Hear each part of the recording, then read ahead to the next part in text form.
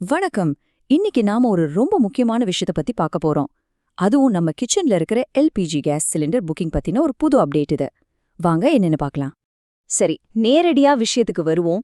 உங்க வீட்ல 2 gas cylinder பயன்படுத்துறீங்களா?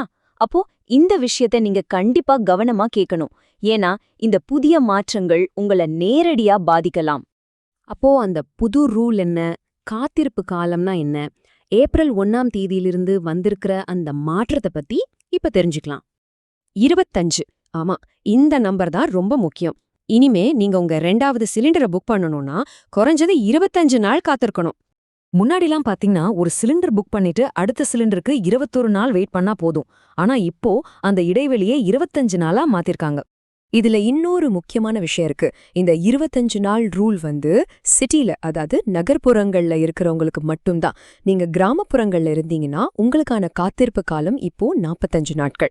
ஞாபகம் வச்சுக்கோங்க, இந்த ரூல்ஸ் எல்லாமே நம்ம வீட்ல பொதுவா பயன்படுத்துறோமே அந்த 14.2 கிலோ டொமெஸ்டிக் சிலிண்டருக்கு மட்டும்தான். மத்த சிலிண்டர்களுக்கு இது பொருந்தாது.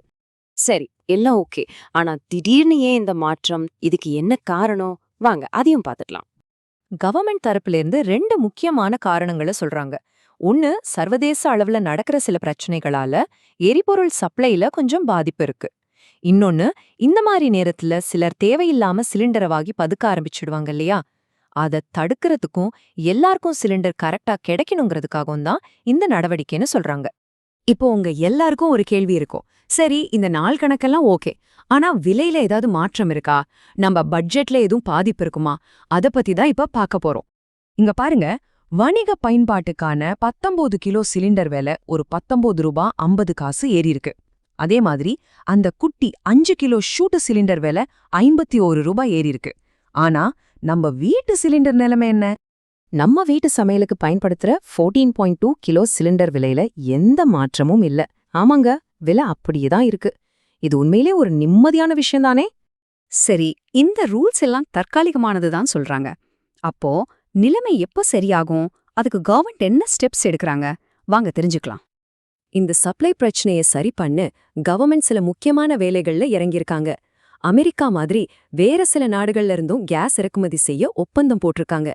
அது மட்டும் இல்லாம நம்ம நாட்டிலேயே உற்பத்திய 28% வரைக்கும் அதிகப்படுத்தியிருக்காங்க. புதுசா இறக்குமதி பண்ண கேஸ் இறக்குகளும் இப்ப வர ஆரம்பிச்சிடுச்சு. ஆயில் கம்பெனிகளும் சரி, கவர்மெண்ட் தரப்புலயும் சரி என்ன சொல்றாங்கன்னா, ஏப்ரல் மாச கடைசியில இந்த புது இறக்குமதி எல்லாம் சப்ளைக்கு வந்துடும். அப்புறம் மே மாசம் தொடக்கத்துல நிலைமை முழுசா இயல்புக்கு திரும்பிடும்னு எதிர்பார்க்கலாம்.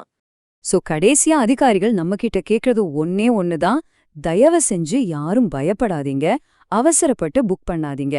இந்த புது ரூல்ஸ் படி உங்களுக்கு தேவையான நேரத்துல கரெக்டா புக் பண்ணுங்க, அதுவே போதும்.